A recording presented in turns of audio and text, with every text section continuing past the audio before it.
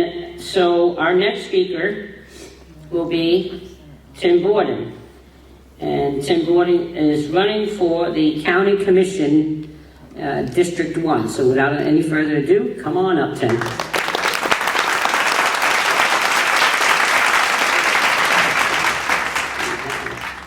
Thank you, Annie Marie and Conservative Watch USA.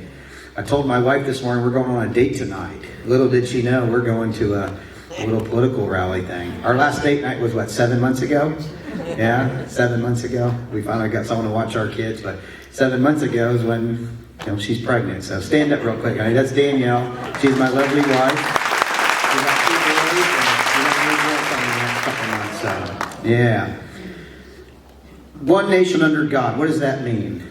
Are we one nation right now, or are we a divided nation? I look at our country, and I don't like what I see. We're split. We forgot God. We forgot our founding fathers' principles, and it's concerning.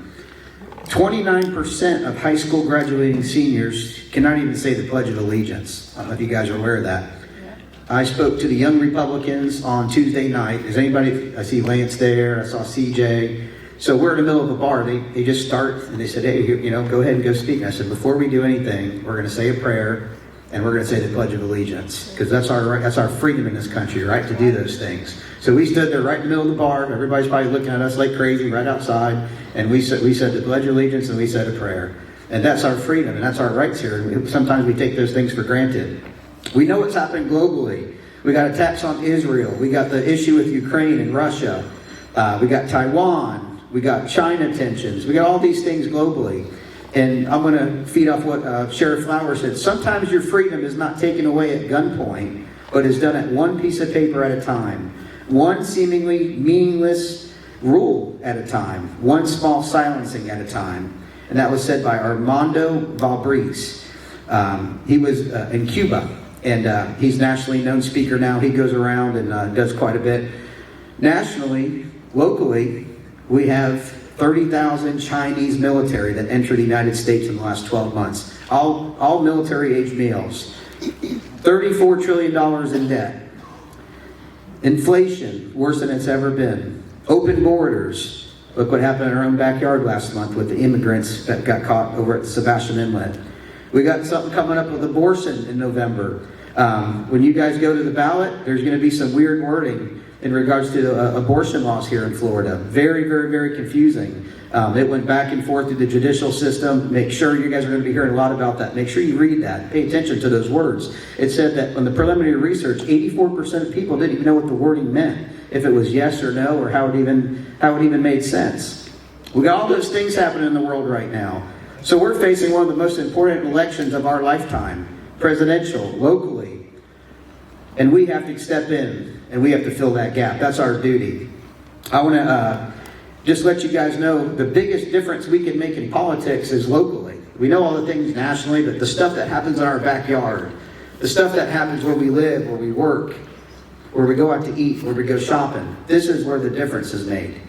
My parents moved here in 1984. 2 weeks before I was born, my dad had just bought a brand new Camaro. Goes out to work, the Camaro's gone, stolen.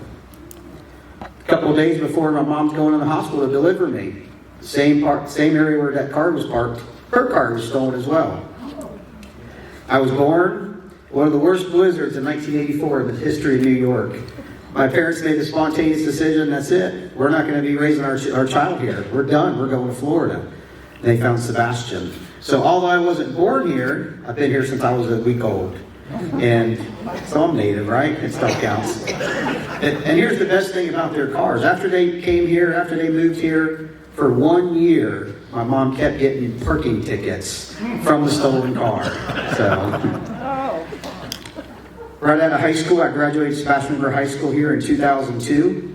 I got in the real estate business. I got my real estate license. I became a realtor. Served, done that. In 2010, I opened up my own business called Treasure Coast Realty. It was the worst time to probably open a real estate business. That's when every corner had foreclosures going on, this and that. But you know what? We worked hard. We stabilized. I was probably one of the only brokerages that opened a big storefront in one of the worst times. We planned. We knew we were getting into. We had a plan. We had a business plan. We executed. It's done well. We've done it since. I had got married in 2018 to Danielle. We had our son, Timmy. And in 2020, I had my second son, Daniel.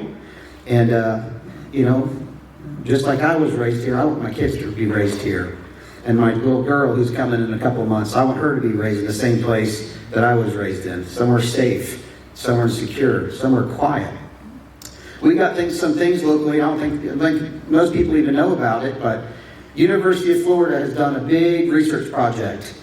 And they're going around, they're calling it the state of the county now. So they're saying 2030, which is 6 years away, we're supposed to have 207,000 residents in Indian River County. Right now we have 167,000 residents registered in Indian River County.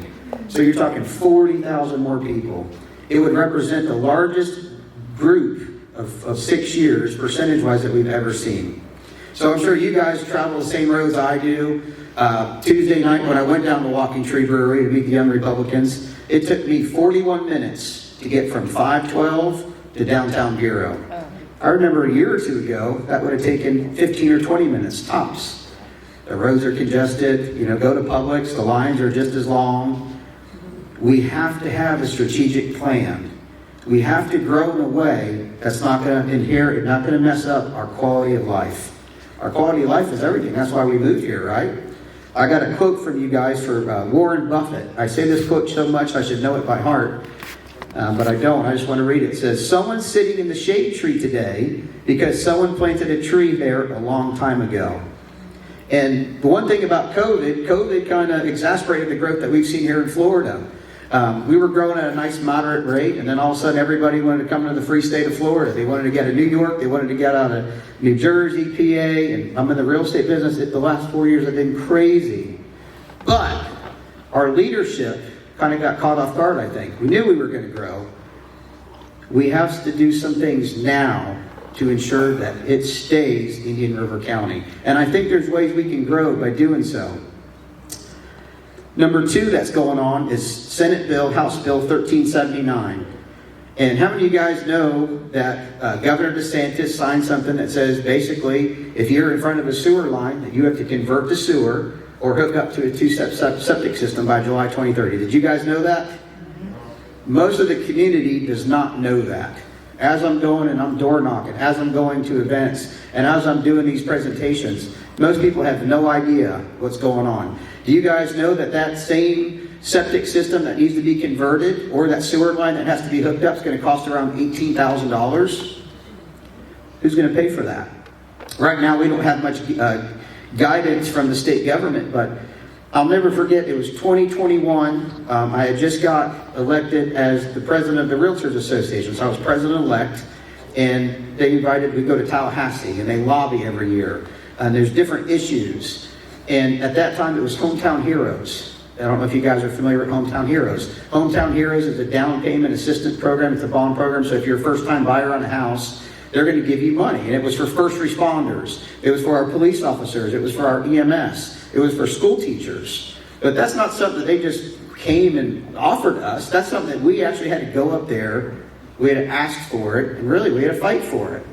And I think the same thing's going to happen here with the sewer and septic funding. I think if we just sit back and wait for something to happen in government, well, we're going to be holding our breath and we're going to be dying, right? We have to go up there. We have to fight. We have to ask. We have to lobby. And we have to get funding. We have to secure funding here. Because let's face it, we live in a very diverse community. We got the island. We got houses over there worth $15, $20 million. And we got houses here in Sebastian, Vero, that are worth a couple $100,000. And we got folks on Social Security and fixed incomes. That's what we have to be concerned about. Who's going to pay for this? Yeah, we have this new law, but how are we going to secure funding? Something I'm very, very concerned about. Number 3 is the lagoon. The 3 biggest deterrents for our lagoon are the sewer. So if we hook up the sewer, that's going to be the big fix, which we know that's happening. But we also have stormwater runoff. So the state just allocated $100 million for the Indian River Lagoon last Tuesday. So what does that mean for us? We have 4 major points where the runoff happens in the Indian River Lagoon.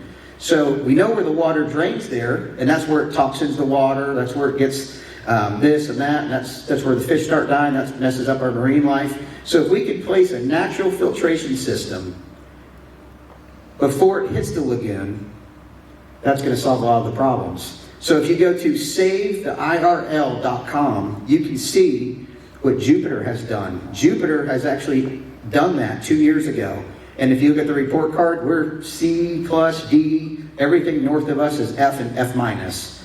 Down south, they've already implemented these things. They've went out and secured funding for these things.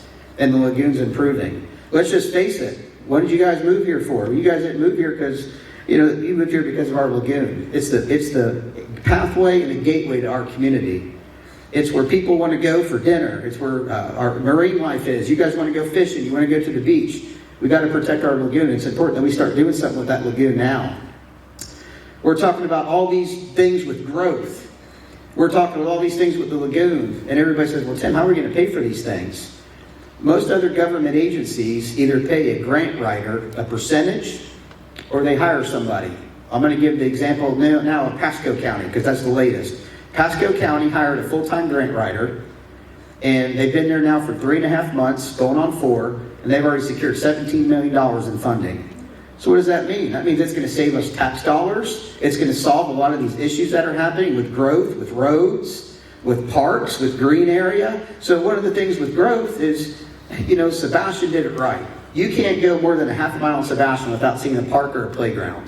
And as a parent of 2 little kids right now, soon to be 3, I love it. My kids love it. And if you walk around the county, there's not many parks. There's not much green area compared to the other Vero Beach and Sebastian around. So I would like to hire a full-time grant writer.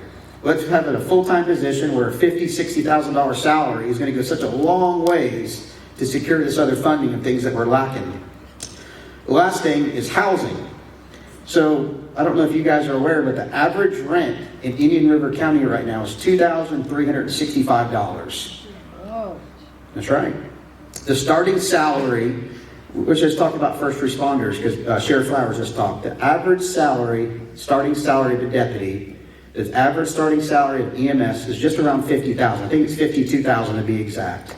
So if you take your taxes out, you take your car payment out, your daily expenses, when you're paying $2,300 a month, is there anything left?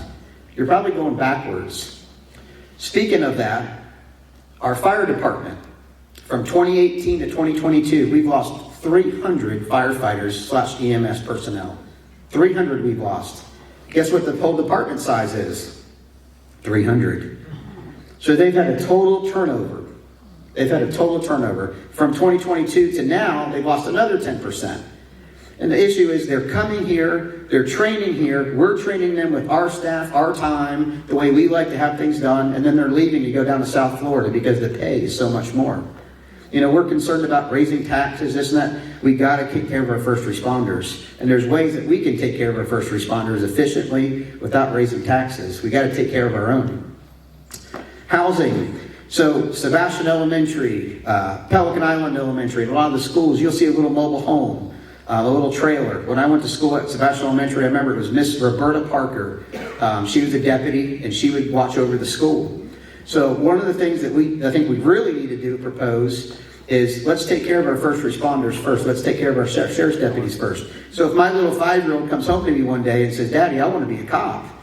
Well, he's going to be living with Dad for a little bit on a $50,000 a year salary because he's not going to be able to afford the rent. Who knows what the rent's going to be then?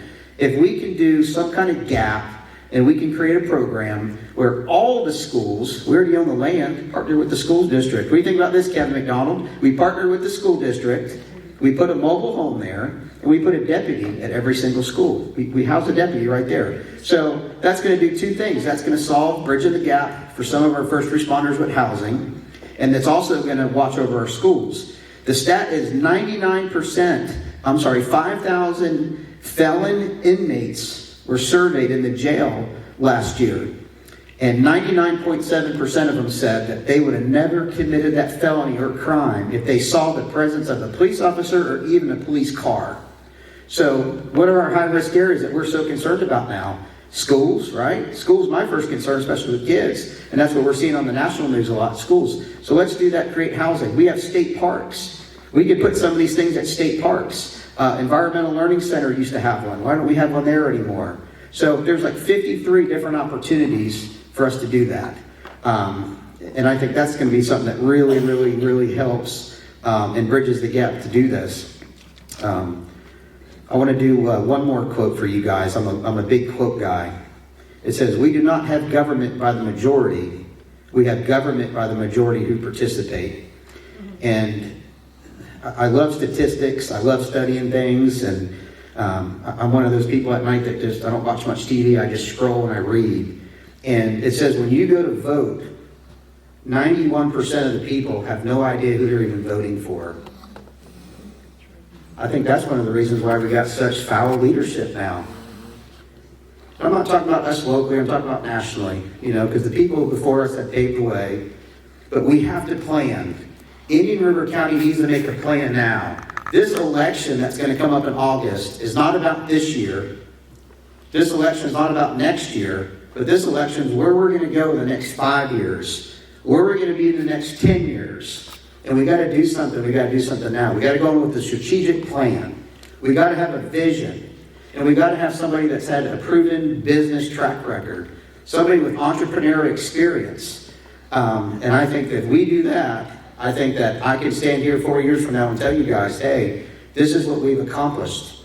This is what we've done. We've created housing. We've built some roads to not affect our quality of life. We've planned growth to be here, not all in one spot.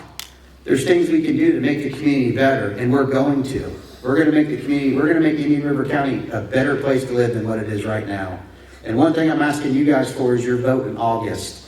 I would appreciate that you research me. I'm an open book. I will meet with you guys. I'll talk to you guys at any time. And when August 20th comes, remember Tim Borden. Thank you guys.